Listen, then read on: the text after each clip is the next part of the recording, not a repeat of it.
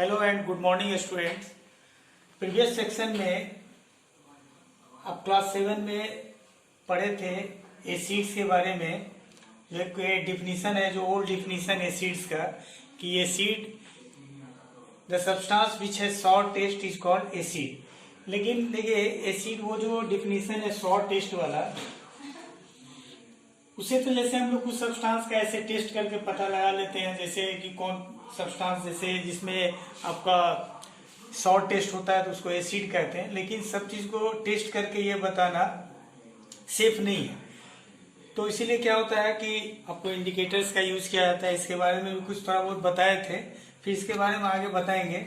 लेकिन इससे पहले जो है हम लोग एक मॉडर्न डिफिनीशन जो एसिड का है इसके बारे में आप जानेंगे। तो एसिड्स का जो मॉडर्न डिफिनीशन वो क्या कहता है कि acids are the substances which contain hydrogen and which when dissolve in water gives hydrogen ion.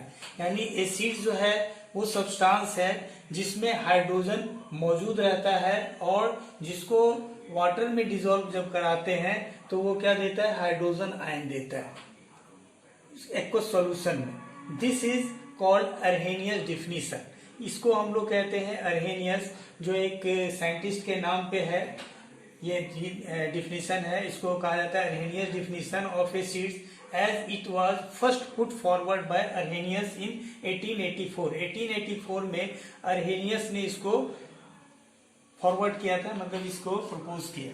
तो इसके अनुसार आप देखिए कि जो भी एसिड्स होता है आपको सब में हाइड्रोजन मौजूद है। जैसे HCl, ये जो आपका यहाँ पे लिखा हुआ है HCl, HNO3, H2SO4, ये सब मिनरल एसिड्स है।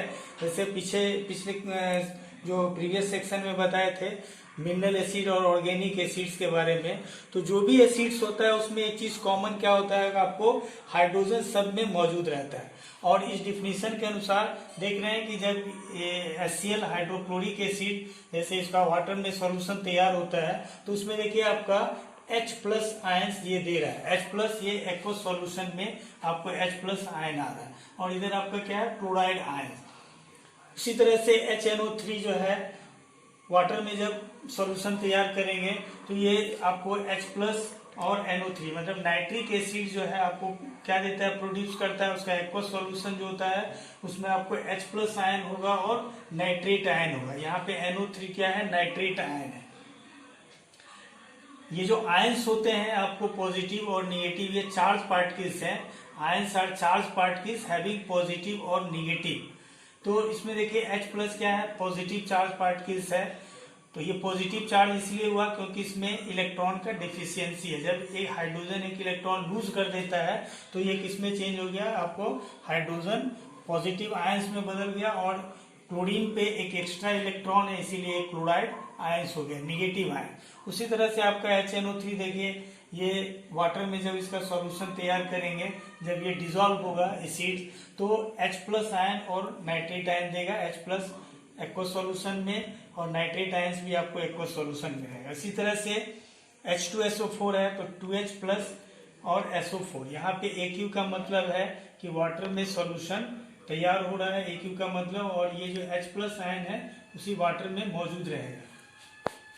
हालांकि ये H+ आयन जो होता है इस तरह से एलोन एक्सिस्ट नहीं करता है। एक्चुअल में ये जो आपका जैसे H+ है HCl से जो मिला है तो उसमें जैसे HCl में H+ है जैसे, तो आपको H2O के साथ कंबाइन होकर के हाइड्रोनियम आयन देता है H3O+। ये हाइड्रोनियम आयन हो गया, हाइड्रोनियम आयन, हाइड्रोनियम आयन हो गया। फिर जैसे इसमें आपका H2SO4 ऐसे 2H+ है तो ये भी जैसे दो वाटर मॉलिक्यूल्स के साथ मिलके आपको क्या देगा, हाइड्रोनियम आयन 2H3O+ आयन। इस तरह से H+ एलोन एक्सिस्ट नहीं करता है जबकि वाटर मॉलिक्यूल्स के साथ जुड़ करके हाइड्रोनियम आयन देता है। तो इस डिफिनीशन जो है मॉडर्न डिफिनीशन, इसके अनुसार ये कहता है कि acids are the substance which contain hydrogen and which when dissolve in water, और जब वाटर में डिसॉल्व किया जाता है तो वो हाइड्रोजन आयन प्रोड्यूस करता है H+ आयन। तो ये आपको कोई भी जो एसिड्स है आप देखते हैं मिनरल एसिड्स है और ऑर्गेनिक एसिड जो भी है, आपको उसमें एक चीज कॉमन होगा, सभी में हाइड्रोजन मौजूद रहेगा। हाइड्रोजन एटम उसमें कॉमन है, सभी एसिड्स में मौजूद रहता है। लेकिन ये नहीं समझना है कि जो भी कंपाउंड्स है जिसमें हाइड्रोजन मौजूद है तो उसको हम लोग एसिड कहेंगे। तो एसिड जो है उसमें हाइड्रोजन तो कॉमन है ही, लेकिन all hydrogen containing compounds are not acid. लेकिन सभी कंपाउंड, जैसे बहुत सारे और भी कंपाउंड्स हैं जिसमें आपको हाइड्रोजन मौजूद है तो उसको हम लोग एसिड नहीं कर सकते। जैसे आपको शुगर हो गया, तो शुगर जैसे हो गया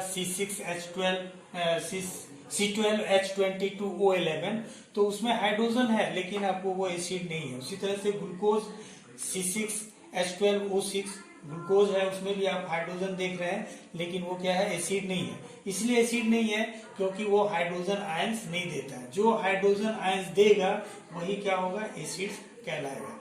तो इसमें देख रहे हैं कि जो हाइड्रोजन मौजूद है सभी एसिड्स में और वो रिप्लेसेबल हाइड्रोजन रहता है, यानी ये रिप्लेस हो रहा है, यहाँ से निकल जा रहा है और यहाँ हाइड्रोजन आयंस आपको मिल रहा है।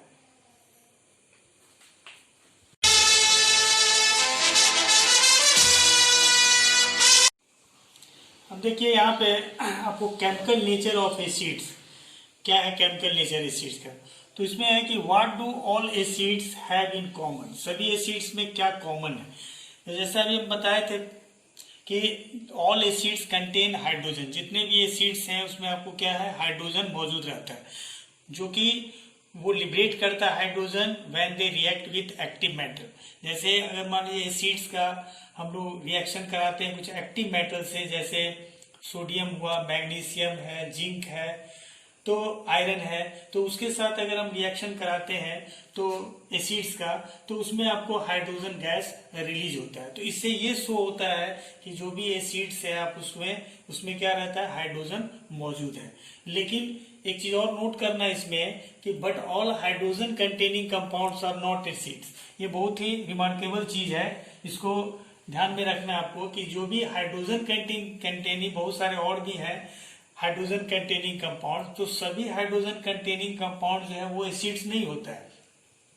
और जो एसिड्स होगा, जैसे पहले बताया गया डेफिनेशन में कि acids are the substance which produces hydrogen ions in aqua solution, यानी जब वाटर में सॉल्यूशन तैयार करते हैं तो वो हाइड्रोजन आयंस देता है, तो उससे हम लोग कहते हैं कि हाइड्रोजन आयंस देता है, तो इसीलिए वो क्या हुआ, एसिड्स हुआ।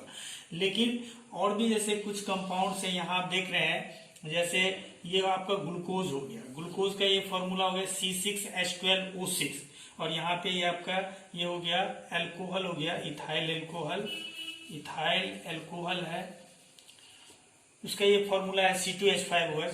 जब इसका हम एक्वस सॉल्यूशन तैयार करते हैं तो देखिए इसमें कोई हाइड्रोजन आयंस प्रोड्यूस नहीं होता है, ये भी कोई हाइड्रोजन आयंस प्रोड्यूस नहीं करता है, जबकि इसमें हाइड्रोजन मौजूद है। तो इसीलिए हमको इसको हम लोग एसिड के कैटेगरी में नहीं रखते।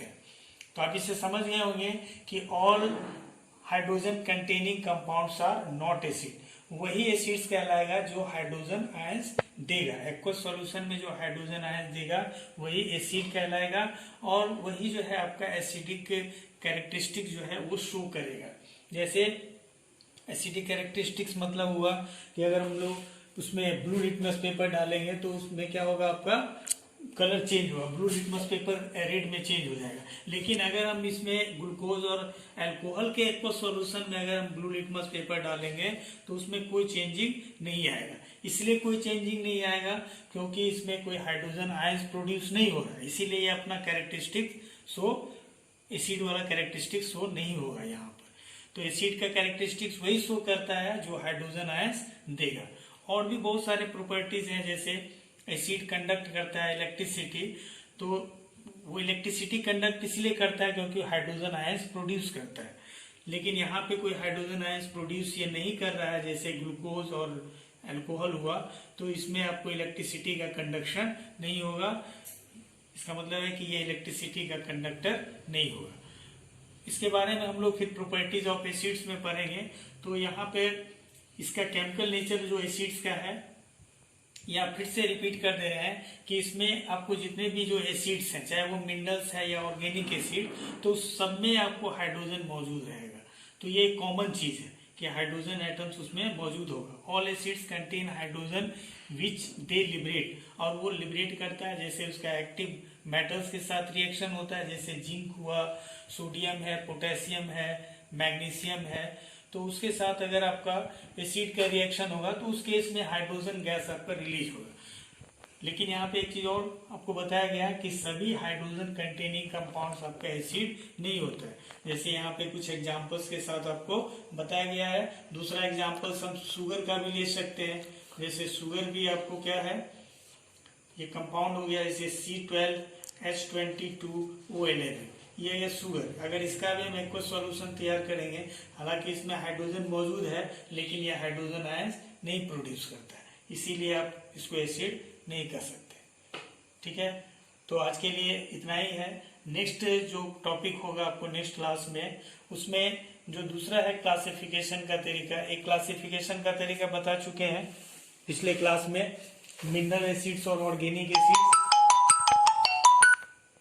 और इस सेक्शन में आपको एक मॉडर्न डिफिनीशन बताया गया एसिड्स का, और उसमें कुछ कॉमन चीज जो एसिड्स में क्या है आपको ये भी समझा दिया गया, हाइड्रोजन कॉमन है।